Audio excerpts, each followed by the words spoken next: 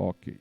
Iniciamos a gravação, então, e vamos começar, então, a tal da Revolução Russa. Bom, primeiro vamos começar pela palavra revolução. A palavra revolução, ela quer dizer para a gente grande mudança, certo? Ou, se preferir, mudança radical, tá? Beleza. Mudança radical, grande mudança do quê? Da situação que a Rússia se encontrava no momento. Não sei se vocês se lembram, mas no assunto Primeira Guerra Mundial, eu disse que a Primeira Guerra Mundial era importante também porque a Primeira Guerra Mundial explicava a Revolução Russa. E aqui a gente vai ver que a grande causa da Revolução Russa, a principal causa da Revolução Russa, foi a Primeira Guerra Mundial. Então, repito, a Primeira Guerra Mundial foi a principal causa da Revolução Russa. Ok? Beleza. Não se esqueçam disso, certo? Então, mais uma vez, quando o vestibular cobra a Revolução Russa, ela quer saber isso principalmente. A principal causa da Revolução Russa foi a Primeira Guerra Mundial. Beleza? Seguindo em frente, então. Crise do czarismo. Observe que palavra estranha, czarismo. Czarismo quer dizer imperialismo, que vem da palavra czar, que quer dizer imperador. Então, czar ou czar, na língua russa, significa imperador ou Você pode imperialismo. repetir antes? Eu Oi? não ouvi não. Você pode falar de novo? Sem ser o czarismo. Pronto. Sobre a revolução, né, amigão? É. Pronto. Revolução é uma grande mudança, certo? Revolução é uma mudança radical. Essa mudança aconteceu, nesse caso que estamos falando aqui, na Rússia, certo? E eu disse também que a principal causa da Revolução Russa foi a Primeira Guerra Mundial. E é isso que costuma ser cobrado no vestibular sobre a Revolução Russa. A principal causa da Revolução Russa foi a Primeira Guerra Mundial, ok? Czar, a palavra czar ou czar é uma palavra de origem russa que significa imperador. E a palavra czarismo significa imperialismo, tá? Então, nesse caso, quando fala crise do czarismo ou czarismo, é a crise do imperialismo russo, do império russo. Então, vamos lá. Opa. Vamos nessa. Observe aí. Crise econômica e social. Provavelmente vamos parar aqui hoje.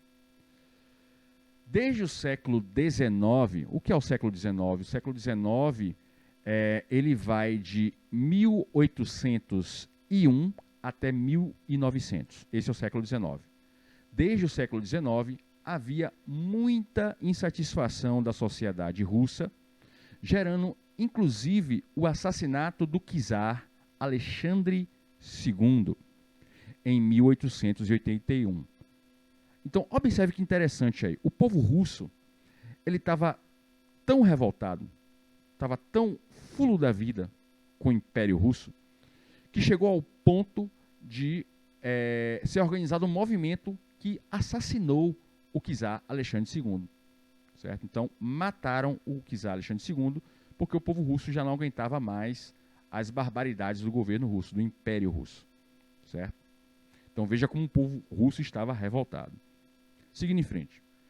Mesmo buscando a renovação de suas práticas econômicas, os czares, ou seja, os imperadores russos, não foram suficientemente hábeis para conduzir esse processo de mudanças.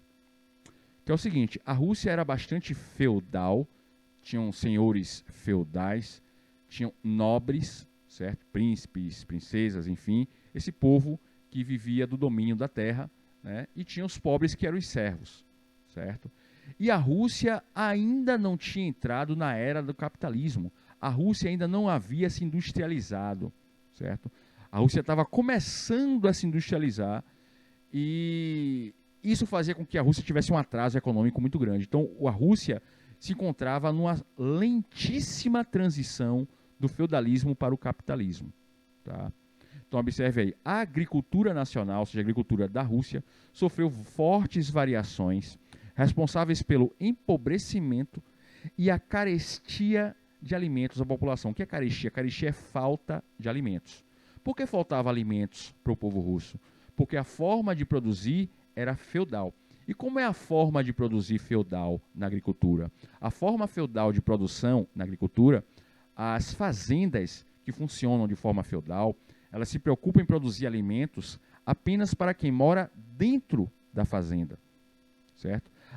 A fazenda feudal, ela não se preocupa em produzir alimentos para vender para a cidade. A produção feudal, ela se preocupa apenas em produzir o suficiente para quem mora dentro da fazenda comer, certo? Mas não para vender. Então a produção feudal não se preocupa em produzir para vender. Ela se preocupa em produzir apenas para quem vive dentro da fazenda comer. Isso é a característica da produção feudal. Por isso, estava começando a faltar alimento para o povo na Rússia. Porque quem morava na cidade não chegava alimento para quem morava na cidade. Porque a forma de produzir alimentos na Rússia, nas fazendas, era uma forma feudal. Apenas o suficiente para quem morava dentro da fazenda, certo? E não para vender. Seguindo, ao mesmo tempo, os operários sofriam com as péssimas condições de trabalho, vida e salário. Então, as poucas indústrias que existiam na Rússia, né, dava péssimas condições para os seus trabalhadores. Tá? Havia também muita insatisfação da burguesia nacional, ou seja, os donos de empresa, os donos de fábrica na Rússia, também estavam bastante chateados com o governo, porque o governo não estimulava a criação de fábricas na Rússia. O governo só se preocupava com os senhores feudais, o governo só se preocupava com os príncipes, princesas e assim vai, certo? O governo não se preocupava em criar condições boas para as fábricas se desenvolverem. Tá? Então os empresários, os grandes empresários da Rússia, não conseguiam ser grandes porque a Rússia não incentivava a atividade industrial na Rússia, certo? Então, havia muita insatisfação da burguesia nacional frente às ações do governo czarista, que devido à forma absolutista e centralizadora de governar, não tinha agilidade suficiente para solucionar os problemas. Então o que acontece? O imperador russo, o rei da Rússia, quando diz assim, forma absolutista e centralizadora de governar, significa que o rei da Rússia, ele não deixava membros da sociedade participar das decisões do governo. Só quem participava de fato das decisões do governo eram os nobres, eram os senhores feudais, eram os príncipes e princesas. Tá? Os donos de fábrica, os grandes empresários, eles não eram ouvidos pelo imperador, certo? O imperador não se reunia com os donos de fábrica. Então os donos de fábrica não tinham as suas insatisfações atendidas, certo? Porque o imperador só ouvia os senhores feudais, o imperador só ouvia os nobres, o imperador só ouvia os príncipes e princesas. Ele governava em função da nobreza, ele não governava em função dos empresários, certo? Camadas populares tinham sua força de trabalho explorada e não possuía nenhum tipo de participação política, como eu já falei antes. Né? O rei só ouvia os nobres, certo? A Rússia ainda era dependente financeiramente da Inglaterra e da França. Então a Rússia vivia tomando empréstimo da Inglaterra e da França para conseguir fazer suas coisas, certo? Até aqui tranquilo, galera? Beleza? Tá claro isso aí para vocês? Tá massa? Oi. Sim. Ok. Bom, observe aí. Vai ocorrer a tal da formação do POSDR. O que é isso? É o Partido Operário Social Democrata Russo, certo? Repetindo, Partido Operário Social Democrata Russo. Observe, os trabalhadores começaram a entrar em contato pelo ideário socialista proposto, principalmente pelos pensadores alemães Karl Marx e Friedrich Engels. Nós vimos sobre esses dois pensadores na aula da quarta-feira, né? Essa quarta-feira agora a gente viu sobre isso aí, tá? Então, com base nisso, com base nesses ideais que vai ser formada a Revolução Russa. Bom, então continuando. Deste partido se originou o grupo dos mencheviques e bolcheviques. De uma maneira bem rápida e caceteira, mencheviques é uma palavra russa que significa minoria. E bolcheviques é uma palavra russa que significa maioria. Então, menchevique significa minoria e bolchevique significa maioria, ok? Até aqui tranquilo, galera? Como é que tá a situação?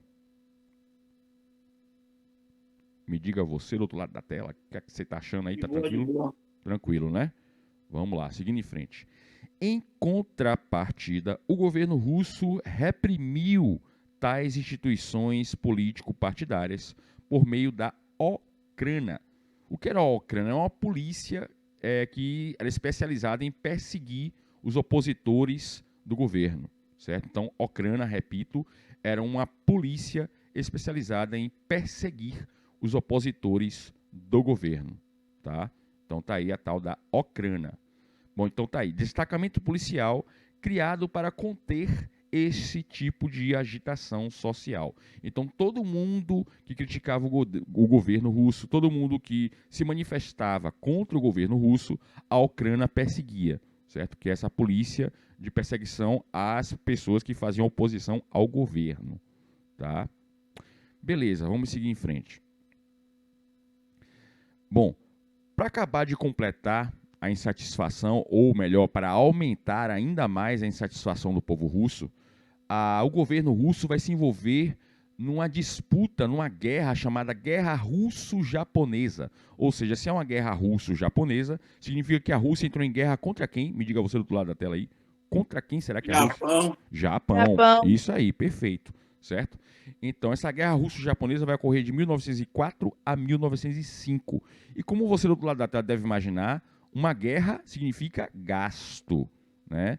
E para um governo que está em crise gastar, não é uma boa ideia, né? Ainda mais envolvendo guerra que vai mandar pessoas da Rússia para morrer nessa guerra. Claro que quem vai morrer nessa guerra é o povão, né? É o povão que vira soldado lá no exército. E claro, os pais desses soldados não vão também ficar nada felizes em ver seus filhos sendo mandados para a guerra para morrer, né? E para acabar de completar, a Rússia ainda por cima não venceu essa guerra contra o Japão, ela perdeu. Então observe aí, ó. A derrota para o Japão na disputa pela posse da Manchúria. A Manchúria, gente, não pertencia nem ao Japão e nem à Rússia. Nem a Rússia e nem o Japão eram donas da Manchúria. Então, a quem pertencia o território da Manchúria? O território da Manchúria era um território chinês, pertencia à China.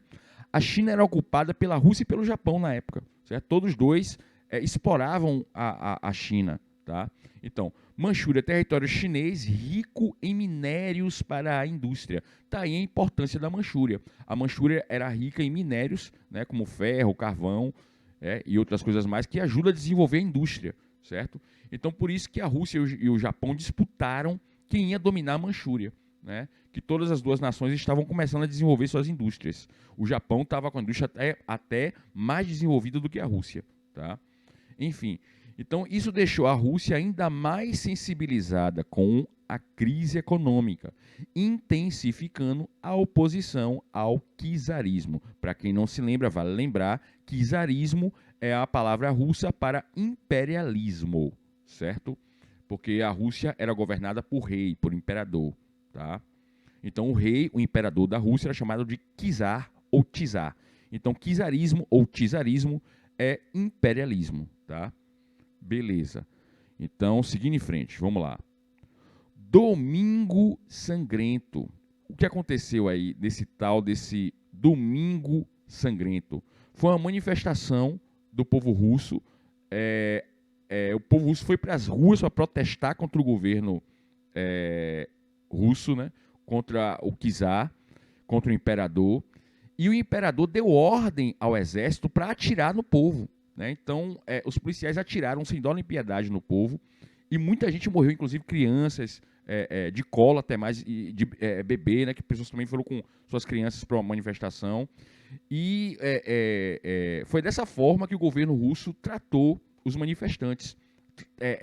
Recebeu a bala, né? Então, atiraram realmente para matar as pessoas. Por isso que essa manifestação, esse evento do dia que muitas pessoas morreram, é chamado de Domingo Sangrento, porque muitos morreram nessa manifestação, certo? E aí essa atitude violenta que o governo teve contra a população fez a população se revoltar mais ainda. Ao invés da população se acomodar e não fazer mais manifestação, ao contrário, as manifestações só aumentaram cada vez mais. Isso só uniu cada vez mais o povo contra o governo da Rússia, né? E esse Domingo Sangrento impulsionou a tal da formação dos sovietes. A gente vai ver um pouco mais na frente o que é esses sovietes. Por enquanto, guarda essa palavra aí, sovietes, que lá na frente ela vai ser importante para a gente. A gente vai entender com mais detalhes os sovietes daqui a pouco, certo? Bom, até aqui tá tranquilo, galera? Como é que tá vocês aí do outro lado da tela? Me diz até agora como é que tá para vocês. Tá bom. Tá massa aí? Tá massa, beleza. Tá claro até agora? Tá massa? Sim. Beleza, vamos seguir então para frente, tá? Lá vamos nós. Sovietes. Chegou aí agora a explicação dos sovietes. O que eram os sovietes? Vamos lá. Primeiro, era uma espécie de super sindicato que exerceu um poder paralelo ao governo russo e englobava mais de um tipo de categoria de trabalhadores, certo? Ou seja, nesse soviete podia ter desde soldado até operário de fábrica, tá? Então, tinha variados tipos de trabalhadores, variado tipo de categoria de trabalhador dentro do soviete, certo? Por isso que está chamando aqui de super sindicato, porque o sindicato ele é específico de cada área de trabalho, né? Por exemplo, tem o sindicato dos professores, um exemplo atual, né? O sindicato dos professores chama de APLB, né? O sindicato do pessoal que trabalha no polo, tal, chama de sindicatos metalúrgicos. O sindicato do pessoal que trabalha na Petrobras, a petroquímica, chama de petroquímica, enfim, sindicatos dos petroleiros, enfim. Mas vamos lá. Nesse caso, os sovietes, ele engloba diversos tipos de trabalho, diversos tipos de trabalhadores, diversos tipos de categoria de trabalhador. Por isso que eu uso esse termo aí de super sindicato, tá? Seguindo em frente. Bom, os sovietes, então, passaram a administrar áreas abandonadas pelo governo, cumprindo um papel de mini-prefeituras, prestando serviços públicos às populações carentes. Então, além dos sovietes ter a função de super sindicato, os sovietes também ocupavam diversas áreas que o governo russo não dava mais atenção, né? As áreas mais pobres, né? As áreas suburbanas, periféricas. É como se fosse assim, atualmente, digamos assim, não, vamos colocar numa situação atual, né? É como se fosse um sindicato dando atenção especial, por exemplo, a Piripiri, certo? E chegando lá e fazendo obras que a prefeitura não costuma fazer, né? Dando assistência à população que normalmente a prefeitura não dá, o governo do estado não dá, o governo federal não dá, né? Suprindo necessidades, carências da população, certo? Por isso que os sovietes vão ser uma espécie de poder paralelo do governo russo, né? Porque o governo russo deixou bastante abandonado o povo pobre, tá? E aí os sovietes cumpria essa função de governo paralelo e dava atenção àquelas áreas carentes que o governo não se importava com aquelas áreas, tá? Bom, os sovietes também possuíam milícias organizadas e disciplinadas. Quando eu digo milícia, eu estou empregando esse termo no sentido de eles formarem grupos armados, certo? Que usavam armas mesmo e tal. Então, era até uma maneira de resistir contra as ações violentas do governo, tá? Organizavam-se de forma democrática. Então, eles tinham a disciplina, tinha a democracia, tinha votação entre eles do que deveria ser feito naquele momento, né? Então, havia uma organização política, de fato, dos sovietes e havia uma escolha pública. As pessoas votavam, escolhiam o que o soviete deveria fazer naquele momento, certo? Então, havia uma organização política democrática dentro do soviete.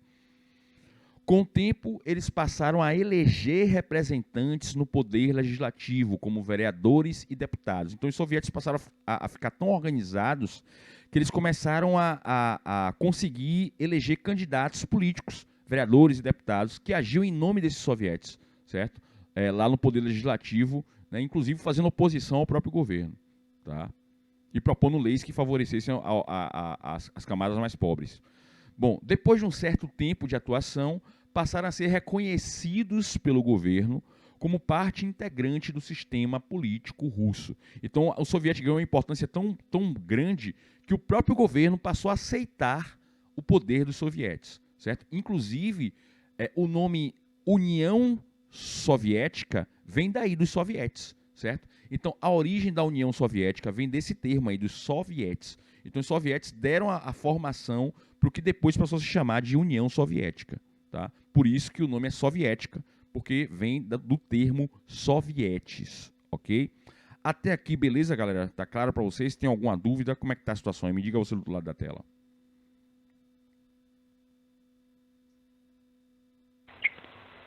Tá de boa. Tranquilão? Tranquilo. Beleza, então. Vou seguir em frente, ok? Vamos lá. Opa. Ok. Aí, voltando agora para a Revolução Russa, tá? Vamos ver o que vai prosseguir na situação. Bom, vão acontecer 2 eventos importantes aí que vocês estão vendo o nome. Foi um evento que aconteceu no chamado Encouraçado Potemkin. Encouraçado Potemkin, gente, era um dos navios mais poderosos que existia na Marinha da Rússia naquela época. E os marinheiros que trabalhavam nesse navio militar, eles se revoltaram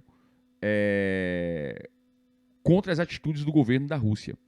E eles tomaram esse navio, fizeram uma rebelião no navio e passaram a comandar esse navio. E esse navio foi usado para atacar pontos estratégicos do governo da Rússia, certo? Veja que nível o negócio chegou, certo? A Revolução de 1905, ela já foi um evento onde aconteceu, digamos que, a maior greve até aquele momento da história da Rússia, certo? Foi organizado por caras assim que depois, mais tarde, passaram a fazer parte do governo socialista na Rússia, né, da tal da União Soviética, certo? Então, os cabeças da Revolução de 1905, eles depois se tornaram os membros do governo da União Soviética, certo? E esses caras nessa Revolução de 1905, essa Revolução de 1905 foi o grande ensaio para que a Revolução Russa acontecesse, certo? Os erros que eles cometeram na Revolução de 1905 foram corrigidos depois, quando a Revolução Russa conseguiu atingir o objetivo de tomar o poder, certo? Então, seguindo em frente, vamos lá.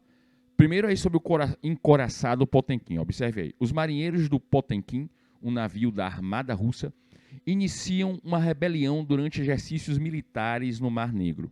A origem do motim é a revolta, tá? Quando os militares se revoltam e fazem ações contra o governo, isso se chama motim, tá? Então, a origem do motim está na péssima comida servida a bordo, preparada com carne estragada, né? Quer dizer, chegou no limite dos caras, os caras já não aguentavam mais, aí a carne estragada foi a gota d'água, digamos assim. O capitão do encouraçado é Evgeny Golikov, que nome complicado, tá vendo? Ordena que o porta-voz dos amotinados, Grigori Vakulenchuk, seja fuzilado, né? Então, o capitão do navio ordena o fuzilamento do líder do motim, né? Com a execução, o cara foi executado, os tripulantes revoltaram-se de vez. Eles matam 7 oficiais, assumem o controle da embarcação e rumam para a cidade de Odessa, onde uma greve geral está em curso. No dia seguinte, o corpo de Vakulenchuk é exposto na escadaria que dá acesso ao porto. Milhares de pessoas solidarizam-se com os revoltosos. À noite, tropas leais ao czar são mobilizadas para reprimir a multidão. Resultado desse evento, 2.000 mortos e 3.000 feridos. Mais uma vez, nesse episódio do Encouraçado Potemkin, o governo russo age de forma violenta, truculenta, e mata milhares de civis que apoiaram esse movimento dos militares, certo? Agora o outro, né, o tal do Levante de Moscou, que foi a revolta, né, de 1905. O soviete local, ou seja, o soviete de Moscou, reage à prisão de representantes dos operários em Petrogrado, que é uma outra cidade, e deflagra uma greve que mobiliza 1 milhão de trabalhadores. A Revolução Russa de 1905 atinge seu ápice. A intenção dos representantes do povo é transformar o movimento em uma rebelião armada. Milícias organizadas pelo soviete moscovita passam a controlar boa parte da malha ferroviária. Em resposta, o governo envia tropas de artilharia e tem início um período de intensos combates. Isolados, os operários controlam a cidade e resistem às investidas do exército. Por fim, acabam esmagados. Mais de 1.000 pessoas são mortas, inclusive com fuzilamentos em praça pública.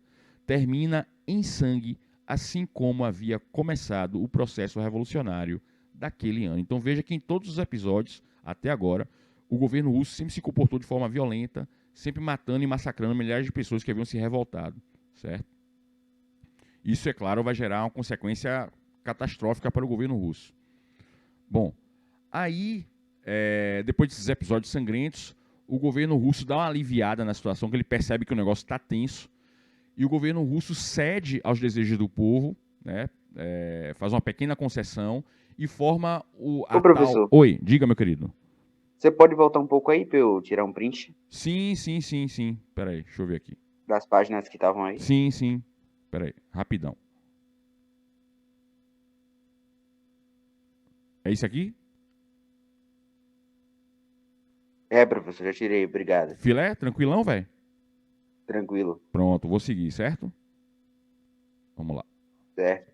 Beleza. Então, a Duma vai ser uma concessão que o governo vai fazer ao povo, certo? Uma pequena concessão para ver se o povo se acalma, tá? E o que foi essa Duma, né?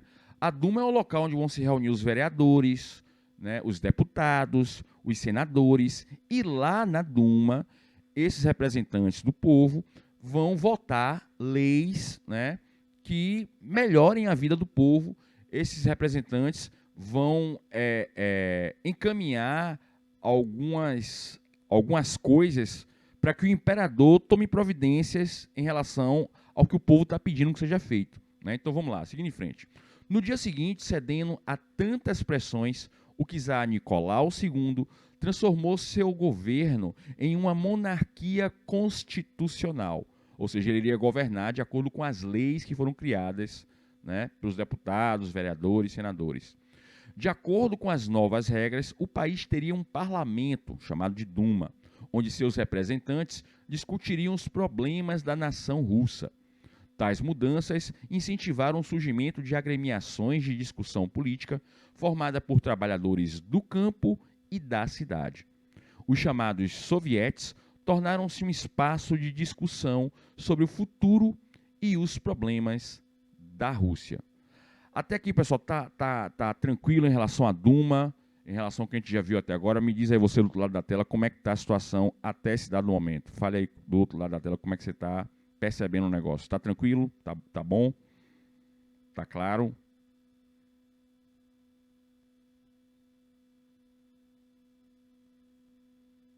O comando é de vocês, viu, gente? Sim. Eu só prossigo com... Tá claro. Beleza, eu só prossigo com o ok de vocês. Sem o ok de vocês, nada rola, certo? Então, assim, tendo dúvida, pergunte mesmo, tá? Eu adoro responder dúvidas e, assim, eu domino bem pra caramba esse assunto. Fiquem tranquilos que aqui é meu território. Vamos que vamos. Bom, aqui agora, gente, vem o principal motivo para a Revolução Russa acontecer. Tudo que havia acontecido antes, certo? É um amadurecimento até chegar à Revolução Russa. Mas esse fator que está na sua tela agora, esse é o principal motivo para a Revolução Russa acontecer. É o motivo mais forte de todos, certo? É o motivo que o povo russo disse, olha, isso aqui para mim não dá mais para aguentar, já chega. Então, esse motivo deixou o povo russo de saco cheio, tá? E o povo russo não estava a fim de aguentar mais nada além disso. Então, observe aí. Primeira Guerra Mundial. Apesar de oferecer essa abertura, o governo czarista não aceitava a diminuição de seus poderes. Com isso, a Duma teve sua existência constantemente ameaçada pelos hábitos totalitários de Nicolau II. Ou seja, até aqui o que quer dizer isso? Quer dizer o seguinte, que Nicolau II ele não queria se submeter às vontades da Duma, A Duma, o que era a Duma, repetindo, era a reunião de vereadores, deputados, senadores, e lá na Duma eles decidiam o que é que o governo deveria fazer, certo? Só que Nicolau, para Nicolau, isso daí é inaceitável, né? Ele, como imperador, ele não entrava na cabeça dele essa ideia de que pessoas poderiam dizer o que é que ele ia fazer, certo? Que na cabeça de Nicolau, essas pessoas eram inferiores a ele, tá? E essas pessoas não deveriam ter nenhum direito de determinar o que é que o governo ia fazer, né? A primeira e a última palavra tinha que ser dele, do imperador, e acabou. Era assim que funcionava a cabeça de Nicolau, tá? Vamos lá, seguindo em frente. Em 1914, que é quando começa a Primeira Guerra Mundial, a entrada da Rússia nos conflitos da Primeira Guerra Mundial ficou marcada como o último desgaste entre o imperador, entre o poder do czar, que é o imperador, e as reivindicações da população russa. Os gastos e derrotas militares nesse conflito inviabilizaram a sustentação do absolutismo russo. Absolutismo é a forma como o governo age, ou seja, sem ouvir os outros. O governo só faz aquilo que ele quer, né? No caso, o imperador. Então, a Rússia, que já estava mal das pernas, já estava numa situação financeira muito ruim, ela ainda por cima inventa de entrar na Primeira Guerra Mundial. Então, a crise financeira da Rússia vai agravar ainda mais, certo? A Rússia já tinha acumulado a derrota contra o Japão, né, naquela guerra pelo território da Manchúria, e agora o governo russo inventa de participar da Primeira Guerra Mundial, que não era nem sequer para sonhar em participar, certo? Então, assim, a Rússia estava para lá de endividada, certo? E ainda por cima, além da dívida, imagine você naquela época sendo um pai e uma mãe de um adolescente, mandar esse adolescente para a guerra, né? Você ter que perder seu filho numa guerra que você sabe que não tem sentido nenhum o seu país participar daquela guerra. Não tem nada a ganhar, só tem a perder, né? E você ainda fica pensando, pô, ainda vou mandar meu filho para um negócio desse, para meu filho morrer lá, em nome de um governo que não merece o sacrifício do meu filho, né? Então, claro que a população russa vai ficar revoltadíssima com isso. Então, esse foi o principal motivo para a Revolução Russa acontecer, além de tudo que eu já falei antes, ok? Então, isso costuma ser cobrado em vestibular, certo? O vestibular costuma cobrar de você qual é o principal motivo da Revolução Russa. O principal motivo da Revolução Russa foi a Primeira Guerra Mundial, ok? Beleza, vamos seguir em frente. Aí vai acontecer o primeiro momento da Revolução Russa em 1917, ou seja, 3 anos depois que a Primeira Guerra Mundial começou, certo? E é mais ou menos nessa época que a Rússia vai começar a ficar cada vez mais num buraco, certo? E o resultado das mortes dos soldados vai deixar a população russa bastante revoltada. Vamos lá, então. A primeira revolução de 1917 vai ser a chamada Revolução de Fevereiro, que vai acontecer no mês de fevereiro, ou a chamada Revolução Branca. A Revolução de Fevereiro ou a Revolução Branca vai ser liderada pelos mencheviques. Repetindo o que são mencheviques, menchevique é uma palavra russa que significa minoria. Então, menchevique é uma pequena parte do Partido Operário Social Democrata Russo, certo? Então, os mencheviques são uma pequena facção dentro do Partido Operário Social Democrata Russo. E é eles que, nesse momento, vão liderar a Revolução de Fevereiro ou a chamada Revolução Branca, certo? Que é a cor dos mencheviques, né? Os mencheviques se representam pela cor branca, nesse caso. Seguindo em frente, vamos lá, observe aí. Nos dias finais de fevereiro de 1917, uma manifestação pelo Dia Internacional da Mulher em São Petersburgo, que é uma cidade na Rússia, que começou com algumas mulheres, transformou-se em uma manifestação contra a fome vivenciada por boa parte da população. A manifestação conseguiu o apoio dos soldados insatisfeitos com a guerra, dos operários e da maioria da população. Mais de 100 mil pessoas foram às ruas. Então, observe que tudo começou com uma manifestação de mulheres, certo? Quer dizer, as mulheres tomaram frente na manifestação.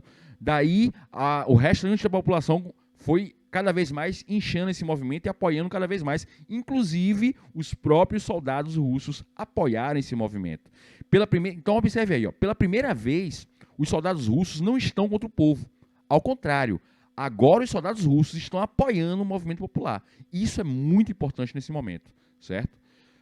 Então, seguindo em frente, a insatisfação foi aumentando e as manifestações ganharam força. Houve adesão das tropas militares encarregadas de manter a ordem pública, que se recusavam a atacar os manifestantes. Olha que coisa interessante, cara. O governo russo manda tropas militares para atacar essa manifestação desse dia. Só que essas tropas também estão revoltadas com o governo.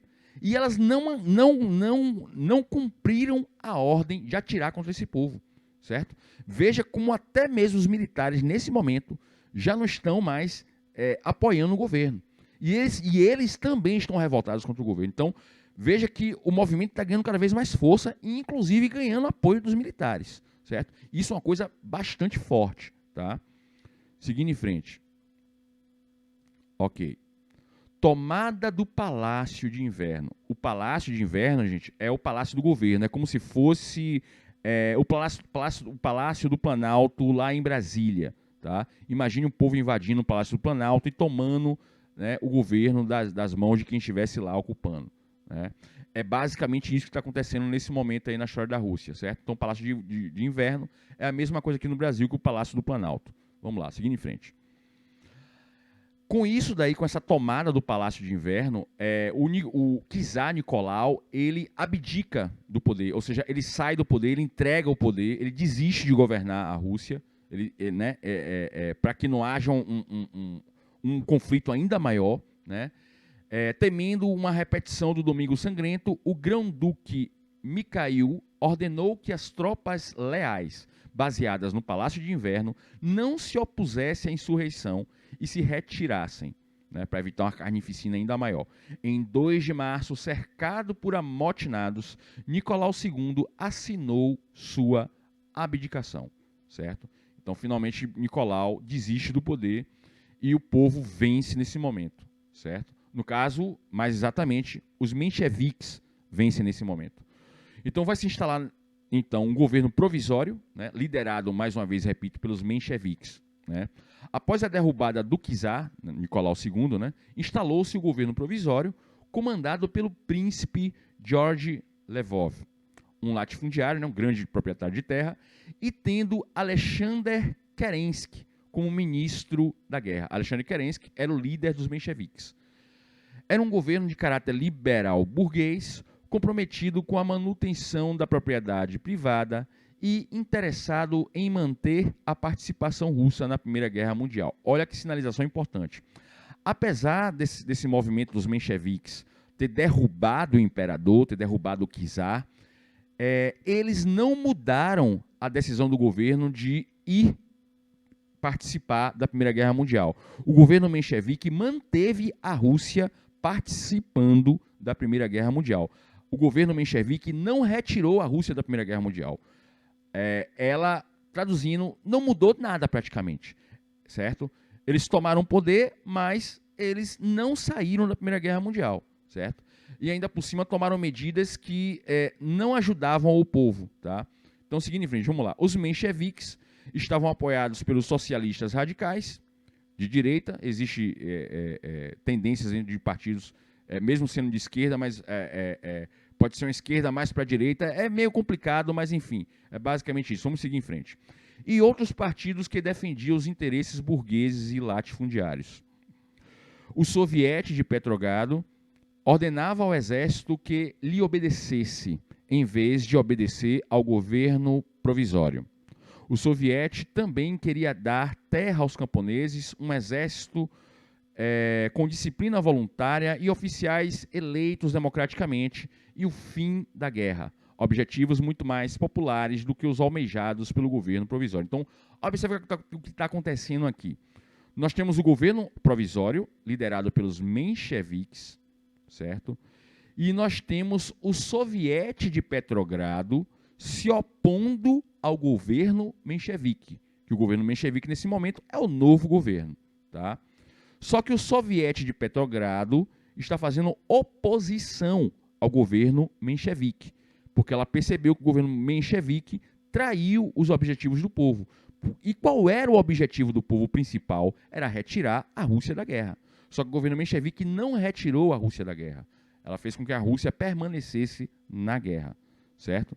E aí o soviético de Petrogrado vai propor coisas que eram bem mais favoráveis ao povo do que o governo provisório estava fazendo, o governo provisório este liderado pelos mencheviques, certo?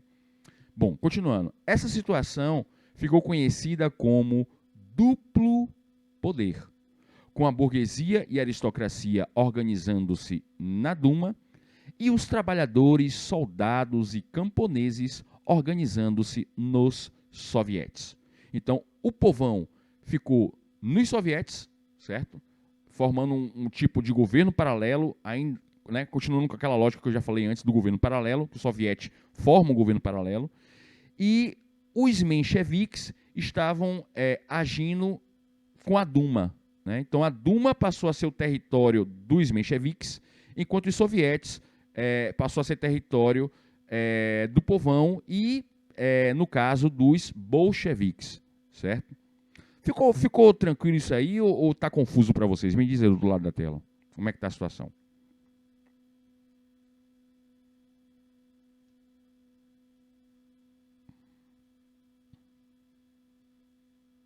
Ficou tranquilo, tá tranquilo. E aí? Só vou mentir pro seu não, viu? Tá tranquilo. Olha! Beleza, beleza. Então vou seguir, certo? Vou seguir o baba aqui. Vamos lá. Beleza. Continuando aí. Bom, aí a gente já viu que o governo menchevique não fez o que o povo queria, certo? E quem é que está crescendo como oposição ao governo menchevique? Os bolcheviques, certo?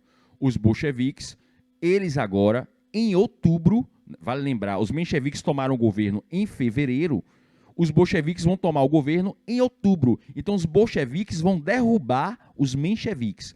Então, vamos lá. Recapitulando a sequência da coisa. Primeiro, os mencheviques derrubaram o czar. Tá? Aí, depois que os mencheviques derrubaram o czar, ao invés deles tirarem a Rússia da Primeira Guerra Mundial, eles mantiveram a Rússia na Primeira Guerra Mundial.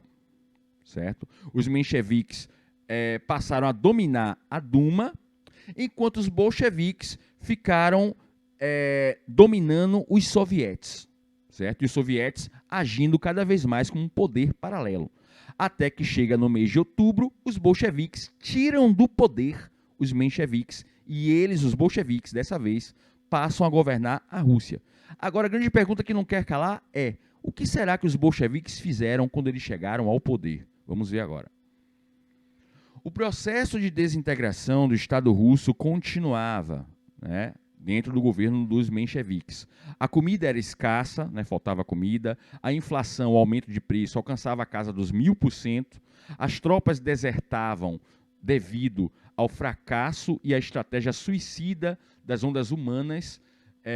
Revoltados, os soldados originados do campesinato matavam seus oficiais originados dos latifundiários.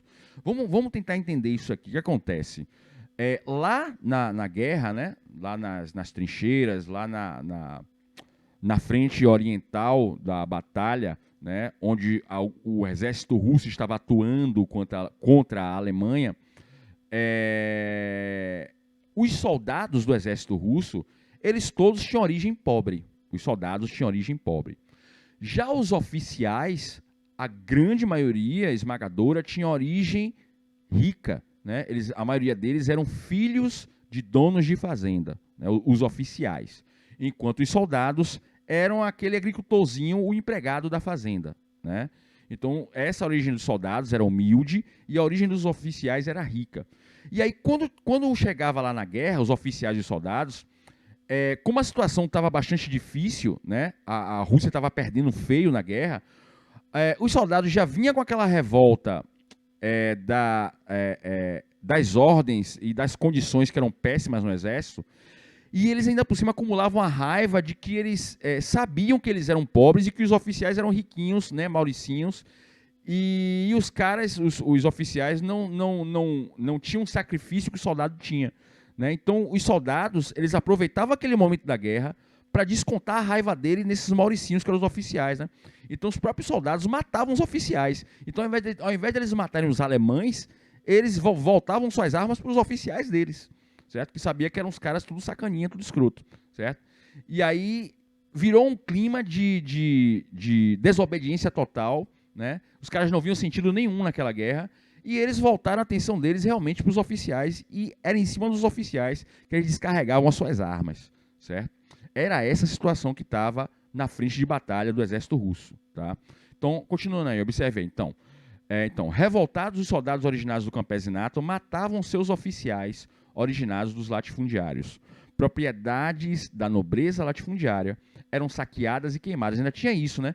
O exército russo, quando voltava, né, para a Rússia, os soldados, quando voltavam, eles, no meio do caminho, eles passavam pelas fazendas, né, dos senhores feudais, dos ricão, e invadia aquela fazenda do cara, matava a família do cara, tomava a fazenda do cara, pela revolta toda que eles tinham com a situação.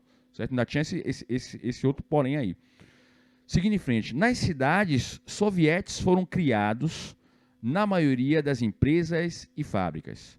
A Rússia ainda continuava na guerra e, de longe, tinha os maiores prejuízos dentre as nações envolvidas no conflito. Continuando. Vai acontecer o retorno de Lenin e Trotsky. Esse Lenin e esse Trotsky foram duas importantes lideranças lá naquela revolta de 1905. Né? Vocês devem se lembrar que eu expliquei sobre a revolta de 1905. Esses dois caras, Lenin e Trotsky, atuaram ativamente naquela revolta de 1905. Trotsky até agiu muito mais fortemente do que o próprio Lenin. Certo? A presença de Trotsky foi bastante decisiva na revolta de 1905. Né? Enfim, então esses dois vão voltar para a Rússia, agora em 1917, e eles dois vão liderar os bolcheviques na tomada de poder, na derrubada dos mencheviques do poder, certo? Então, seguindo em frente. Então, Lenin, ele tinha uma frase onde ele dizia: todo o poder aos sovietes. Lenin reconhecia a importância dos sovietes e ele valorizava os sovietes. E ele sabia que a base da revolução estaria em cima dos sovietes, então ele tinha que trabalhar fortemente aliado aos sovietes. Né? Após março de 1917, muitos empresários passaram a abandonar suas fábricas, com esse clima de revolta todo. Né? Os operários, para não perderem seus empregos, começaram a ocupar as instalações das empresas e a organizar comitês de trabalhadores responsáveis pelo controle da produção. Então, observe o que está acontecendo aqui. Os empresários começam a fugir da Rússia, os donos de fábrica começam a fugir e abandonam as fábricas lá com os funcionários, com os operários. Aí os operários pensam, pô, a gente não pode deixar esse negócio aqui desandar. Então, os próprios operários, ao invés de cruzar os braços, eles disseram, vamos então a gente mesmo administrar a fábrica. Certo? Já que o dono não está aqui, já que o dono abandonou o país, vamos nós mesmos administrar a fábrica, para que a fábrica não pare de produzir e para que a gente não perca nossos empregos. Certo? Então, começa aí, nesse momento, os trabalhadores a tomar a frente, né, na administração das fábricas. Né? Aí já é um pouco a aplicação daquilo que eu expliquei para vocês lá no começo, sobre o que é o comunismo, por exemplo. Né? Que o comunismo é o momento onde o governo entregaria a administração das empresas para os trabalhadores. Então, aqui você já tem uma formação de um comunismo, certo? Porque os próprios trabalhadores, eles passam a administrar a fábrica, certo? Seguindo em frente, os camponeses já estavam ocupando as terras da aristocracia e da igreja. Os trabalhadores intensificavam a formação de sovietes e de comitês de fábrica. Com a ajuda alemã, Lenin regressa à Rússia em abril, pregando as suas teses de abril, onde defendia, em primeiro lugar, uma saída imediata da guerra, sem impor nenhum tipo de anexação de território, a formação de uma república dos sovietes, bem como reforma agrária, a entrega de terras para quem é pobre, e regularização do abastecimento interno de alimentos. Então, observe aí, Lenin, quando ele volta para a Rússia, ele volta apoiado pela Alemanha. Certo? A Alemanha dá dinheiro para Lenin, patrocina Lenin, coloca ele num trem cheio de dinheiro, cheio de armas, para que Lenin faça a revolução na Rússia. Né? para que Lenin instale o socialismo na Rússia, porque é até um bom negócio para a Alemanha isso daí, porque com isso daí a Rússia sairia da guerra, né, que é um interesse do povo russo realmente sair da guerra. Então, eles uniram o útil ao agradável, né, juntaram a fome com a vontade de comer. Então, ao mesmo tempo, a Alemanha iria tirar um inimigo da frente dela, que era a Rússia, certo? Ia se livrar de um inimigo, e na outra ponta o povo russo ia ter o que ele queria, que era a saída da Rússia da guerra, que não era nada positivo para a Rússia estar na Primeira Guerra Mundial, né? E aí então Lenin também, enxergando a grande oportunidade que ele teve nas mãos, ele diz, é isso aí, vamos lá, tô afim, me dê esse dinheiro aí, Alemanha, que eu vou lá fazer essa revolução e é vida que segue, certo? E aí então o acordo foi feito, Lenin chegou na Rússia para liderar essa revolução e tomar o poder das mãos dos mencheviques. Ele estava com bastante grana na mão para fazer isso e bastante armas, que estavam todas embarcadas no trem que trouxe ele até a Rússia, né? Bom, então tá aí. O principal lema de Lenin era todo o poder aos sovietes, né, como a gente viu lá em cima. Os bolcheviques lançaram o lema paz, terra e pão. Paz, o que é a paz? Paz é a retirada da guerra, é a saída da Rússia da guerra.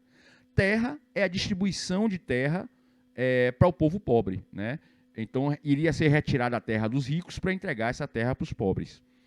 E pão para satisfazer a necessidade de alimento do povo russo, que as fazendas russas não produziam para vender, só produziam para consumir internamente.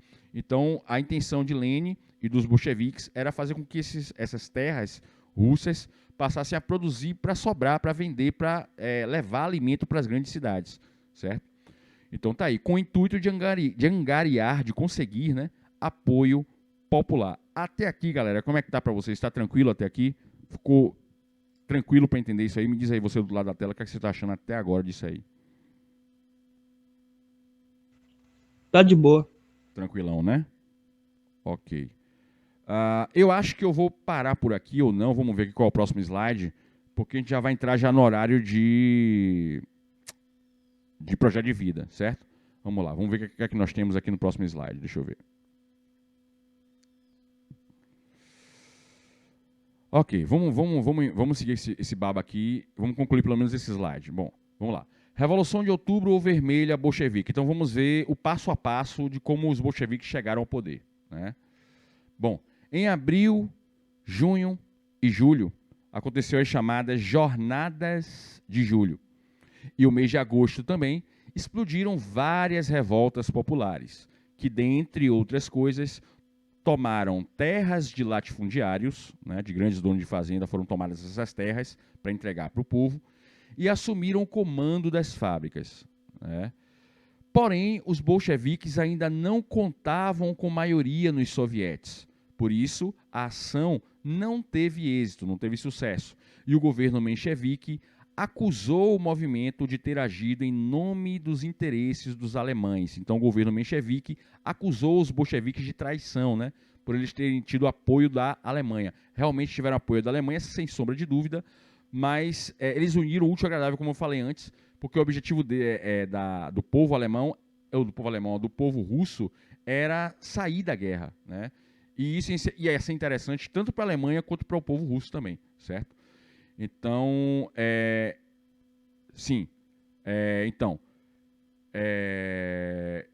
com isso eles prenderam Trotsky, né, forçando a fuga de Lenin para a Finlândia. Então, nesse momento, o movimento bolchevique teve que recuar um pouco, né, porque os mencheviques conseguiram neutralizar a ação dos bolcheviques nesse momento agora.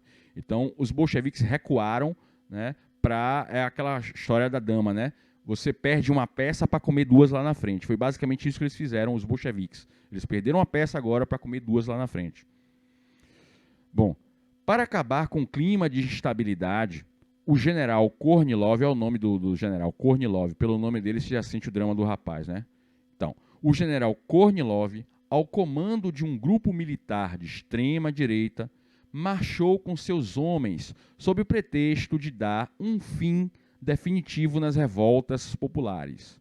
Mas o líder do governo menchevique, O líder, que nesse caso dos mencheviques, é Kerensky, né? Então, Kerensky é o líder dos mencheviques. Kerensky, percebendo a intenção do general de instalar uma ditadura militar, manda soltar Trotsky. Trotsky é líder dos bolcheviques. Kerensky é líder dos mencheviques. E o general Kornilov, ele quer derrubar os mencheviques para instalar uma ditadura militar. Aí Kerensky, líder dos mencheviques, com medo do general Kornilov conseguir atingir o objetivo dele, ele chama Trotsky, que é líder dos bolcheviques, e diz: ó, Trotsky, eu sei que você tem moral com o exército russo te ouve bastante, e realmente Trotsky tinha uma moral muito grande com os soldados do exército russo. E ele diz: ó, Trotsky, vai lá, arranja um grupo de soldados aí, articula esse grupo de soldados para impedir a ação de Kornilov, certo? Só você, Trotsky, é capaz de parar Kornilov. Aí Trotsky: deixa comigo, cara, é comigo mesmo. Já comigo que eu sei fazer isso direitinho. E o exército russo ouvia bastante Trotsky, obedecia bastante Trotsky. Os soldados russos admiravam muito o Trotsky. Então lá vai, né? Então Kerensky solta Trotsky para que Trotsky detivesse o general com as tropas bolcheviques, chamada de Guarda Vermelha. Usando militantes do partido e do soviete de Petrogrado e soldados insatisfeitos com o governo. Então veja quanta gente Trotsky vai reunir do lado dele, né? Ele vai reunir o pessoal do soviete do Petrogrado, certo? Ele vai reunir os militantes do partido bolchevique, certo? E ele vai reunir os soldados do exército russo que gostavam dele e que não estavam satisfeitos com o governo. Toda essa galera vai ficar do lado de Trotsky, certo? E para acabar de completar, Trotsky vai usar uma jogada inteligentíssima. Trotsky sabia que na tropa de Kornilov tinham muitos soldados que estavam do lado dele, da tropa de Kornilov. Só que ele ficou calado, boca pio, ele deixou Kornilov vir com esses soldados que estavam do lado de Trotsky, na verdade. E o general Kornilov não sabia que a tropa dele tinha muita gente que estava do lado de Trotsky, na verdade. E aí Trotsky ficou na dele, só esperando o encontro entre as duas tropas. E aí, meu amigo, quando as duas tropas se encontraram, os próprios soldados que estavam no exército de Kornilov detiveram Kornilov, certo? E detiveram aqueles soldados que estavam do lado de Kornilov. Então foi uma jogada de mestre que Trotsky fez, certo? Então observe aí, ó. A ação de Trotsky foi rápida. E graças aos soldados infiltrados no exército do general Kornilov, o exército bolchevique deteve essa ação de cunho conservador. A ação truculenta do general provocou uma revolta popular ainda maior. E como reflexo dessa insatisfação, aumentou muito a representação dos bolcheviques na eleição dos sovietes em setembro, dando o elemento que faltava para realizar a Revolução Vermelha. Foi formado, então, o Comitê Revolucionário, certo? CMR significa Comitê Revolucionário. Mais um ponto aqui. Os bolcheviques contavam, nesse momento, com 300 mil soldados fiéis à sua causa, contra 30 mil soldados ao lado dos mencheviques. Observe aí que os bolcheviques possuem 10 vezes mais soldados do que os mencheviques, certo? Ou seja, os mencheviques estão perdidos, né? Os mencheviques de Kerensky. Em 16 de outubro, Kerensky ordenou que as tropas de Petrogrado deslocassem para a frente de batalha da Primeira Guerra. Mas Trotsky ordenou que as tropas continuassem na cidade, com o pretexto de protegê-la de um possível ataque alemão. Havia ficado muito claro quem de fato estava no comando das tropas russas. Eu pergunto a você do outro lado da tela, quem era que realmente estava no comando das tropas russas? Kerensky ou Trotsky?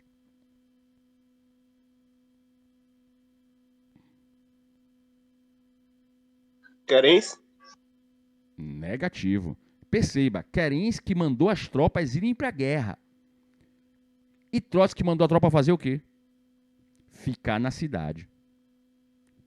Quem a tropa obedeceu? Kerensky ou Trotsky? Pelo que a gente está vendo aí nesse texto.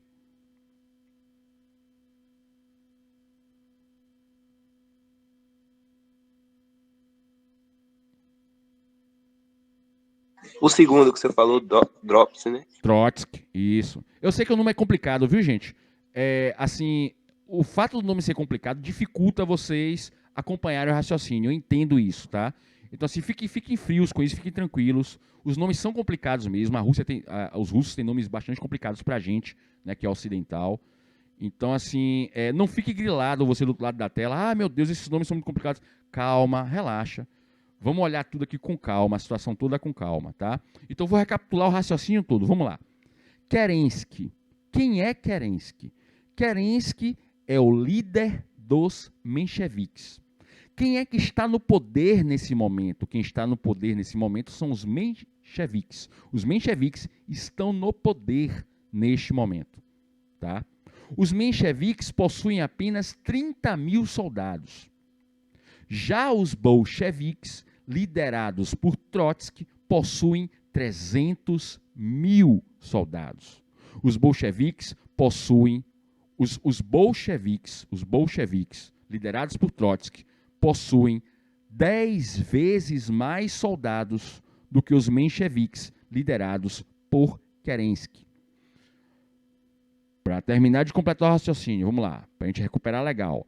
Kerensky lidera os mencheviques, que estão no poder neste momento. Quem lidera o governo russo neste momento são os mencheviques, liderados por Kerensky. Os mencheviques, eles possuem nesse momento 30 mil soldados. Já os bolcheviques, liderados por Trotsky, possuem 300 mil soldados. Os bolcheviques possuem 10 vezes mais soldados do que os mencheviques. E aí o que aconteceu aqui? O que aconteceu foi Kerensky, líder dos mencheviques, deu a ordem para o exército russo bater em saída, em direção à frente de batalha na Primeira Guerra Mundial. Kerensky queria que o exército russo se dirigisse à frente de batalha da Primeira Guerra Mundial. Foi a ordem que Kerensky deu. Kerensky é o presidente nesse momento, certo? Kerensky dá a ordem. Atenção, exército russo, vá para a frente de batalha da Primeira Guerra Mundial. O exército russo já não queria ir. Ninguém está afim de morrer de graça, certo? Eles já não queriam ir mesmo, tá? Aí Trotsky, que é líder dos bolcheviques, vira para o exército russo e diz: não saiam da cidade. Fiquem aqui na cidade para proteger a nossa cidade de um possível ataque alemão. E aí, é claro, quando Trotsky deu essa ordem, ele deu a desculpa que os soldados precisavam para não sair da Rússia, certo?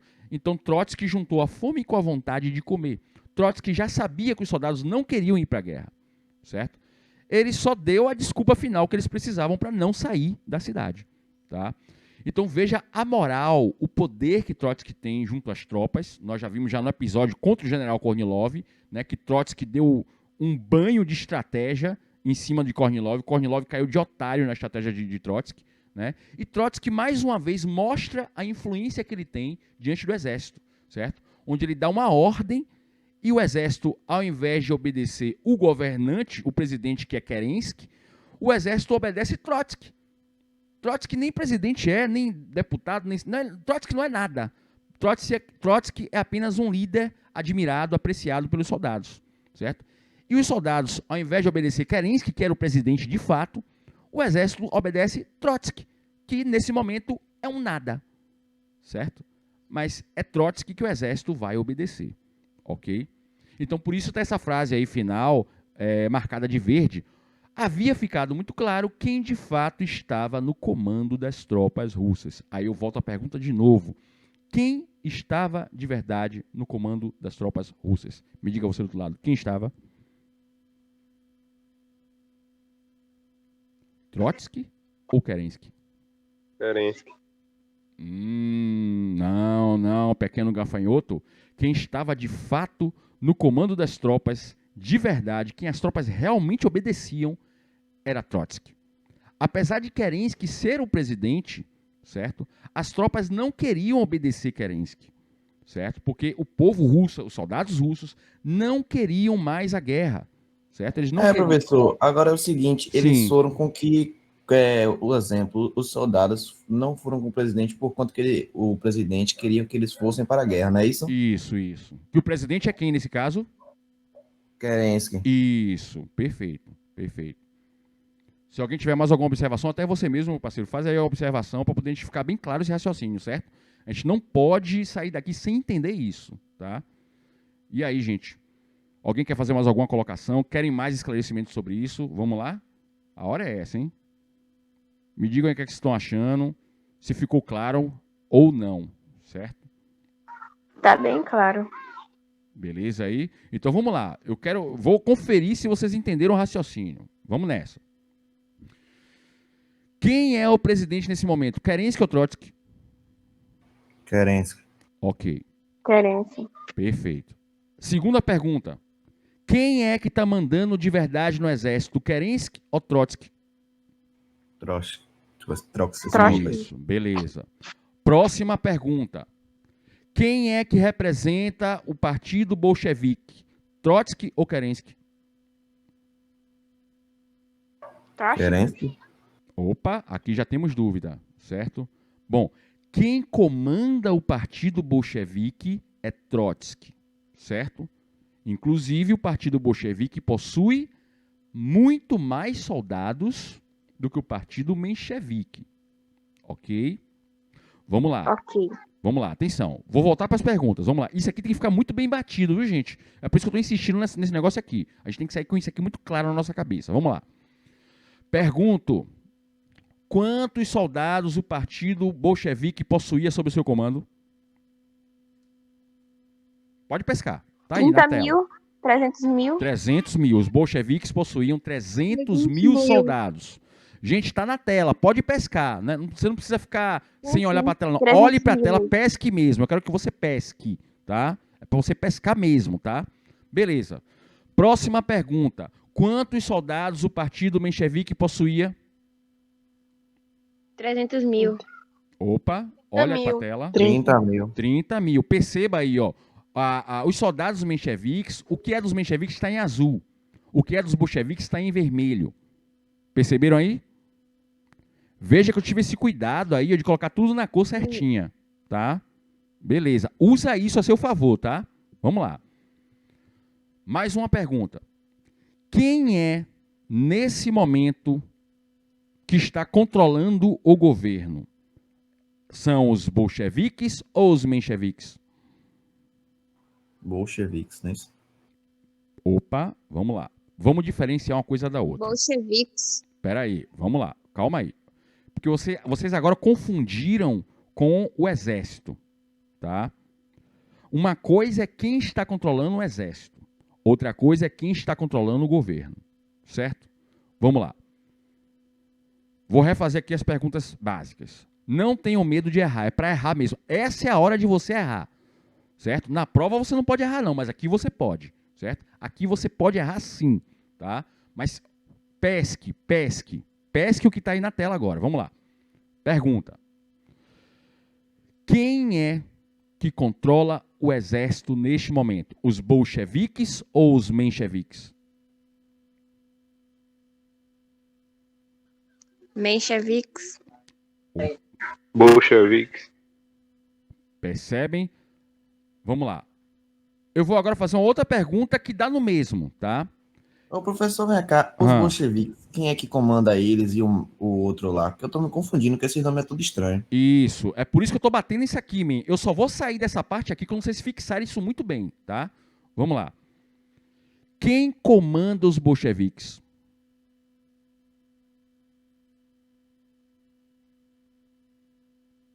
Bolchevique. Kerensky. Vamos lá. Voltando. Quem comanda os bolcheviques? Bolsonaro? Não. Não, sem brincadeira, gente. É para levar a sério. Eu quero que, quanto mais você levar na brincadeira, mais vai confundir as pessoas, certo? Vamos lá. Leva a sério isso aqui, gente. Isso aqui é fundamental. Isso aqui é um ponto crucial. E isso aqui, com certeza, eu vou cobrar na prova, tá? Vamos lá. Quem comanda os bolcheviques? Trotsky. Trotsky. Ok. Trotsky, yes. Trotsky. Como é que fala esse nome? Beleza. Trotsky comanda os bolcheviques, tá? Bota isso na sua cabeça. Trotsky comanda os bolcheviques. Ok? Beleza. Quem comanda o exército?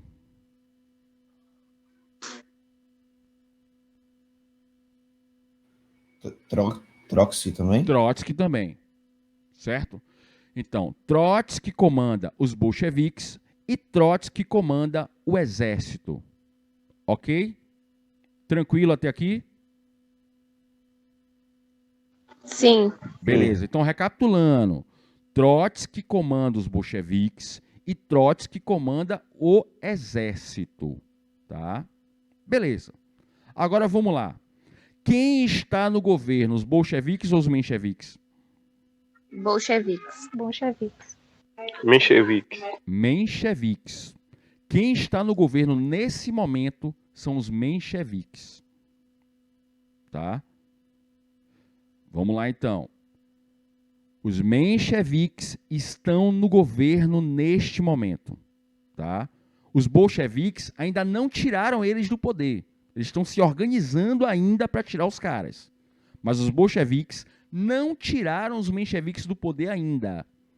Tá? Então vamos lá. Quem está no comando dos mencheviques? Kerensky. Isso. Perfeito. Então vamos lá. Os mencheviques estão no poder. E quem comanda os mencheviques é Kerensky. Certo? Vamos lá. Certo. Beleza. Então Kerensky é o presidente e ele faz parte dos mencheviques. Kerensky é o líder dos mencheviques e Kerensky, nesse momento, é o presidente da Rússia. Ok? Outra pergunta. Neste momento que a gente está vendo aí agora na tela, Kerensky manda no exército? Não. Não. Quem é que manda no exército nesse momento? Trotsky. Isso. Vocês agora estão começando a pegar o negócio. Vocês começaram a pegar agora, viu? Agora vocês estão começando a dominar. Vamos lá. Vou voltar para as perguntas anteriores. Vamos ver. Quero ver. Vou testar a segurança de vocês agora. Qual é o maior exército, bolchevique ou menchevique? Bolchevique. Bolchevique. Quantos soldados os bolcheviques possuem nesse momento? 300 mil. 300 mil. Exato. Quantos soldados os mencheviques possuem nesse momento? 30 mil. É isso aí, galera. É isso aí. Vocês estão pegando a manha. Beleza. Vamos lá. Vou voltar para a pergunta anterior aqui. Vamos lá. Se ligue. Fique esperto aí, ó. Quem está no governo agora, os bolcheviques ou os mencheviques? Menchevique. Menchevique. Quem é o líder dos mencheviques? Kerensky. Kerensky. Ok. Quem é o líder dos bolcheviques? Trotsky. Trotsky. Pronto, vocês estão mandando super bem, cara. Estão mandando super bem. Certo? Beleza. Ó, não sei se você do outro lado da tela, se você já percebeu isso, mas é tudo uma questão só de você se acostumar com esses nomes estranhos. Certo? A lógica é fácil de entender. O problema é você se acostumar com esses nomes estranhos. É só isso. Certo? É só a estranheza do nome. Não é que você não é capaz de entender. Você consegue entender a lógica que está aqui, certo? O difícil é você se acostumar com esses nomes que são super estranhos, tá? Mas vamos lá, seguindo em frente. Deixa eu ver. Ok, eu vou parar aqui, certo? Eu acho que a gente já bateu bastante isso aí, ficou muito legal, certo? Eu vou até parar aqui a gravação, que a próxima aula a gente vai continuar esse reggae, tá?